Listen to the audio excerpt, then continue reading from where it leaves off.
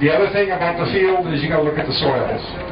One thing that we have here is, not particularly here in the valley, but as you get a little bit farther on either side, out 10, 12 miles, we have a lot of fields where a combination of, part of it can be clay, and the other part could have a lot of sand fraction at the elevation where you're going to put the tile drainage. So you got to know, you got to take some soil samples, you got to find out what's down there. You're really looking at that sand fraction.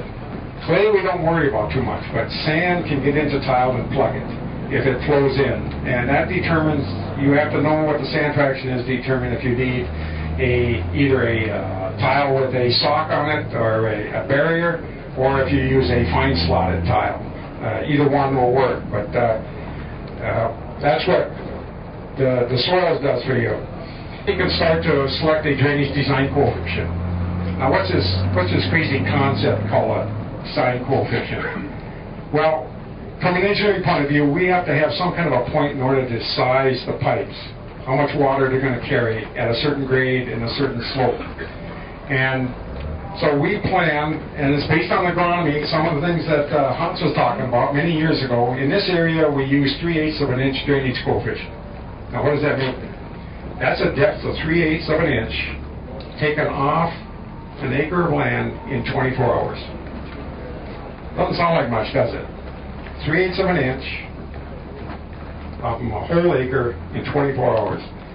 If you translate that into a flow rate, that's 7 gallons a minute per acre for 24 hours.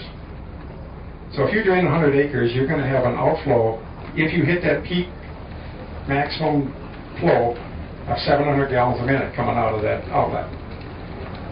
That will also, in a clay soil, will de-water in 24 hours. It'll basically de-water and that oxygen into the roots in at least the top 8 to 12 inches of soil.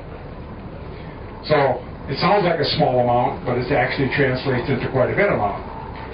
And we're finding as you go farther west, you might even be able to use 1/4 of an inch. It's all related to precipitation and events and water movement capacity of the soil. But then we're using 3/8 of an inch drainage coefficient, and that's the amount that we kind of design at. Now remember, that's a peak amount. How many rainfall events do we get where tile runs full? Very few. We've monitored a site down at Fairmont for 3 years, and in that time, the tile ran full one time for 6 hours and the other time for 8 hours in a 3-year period. So, but that's a peak design.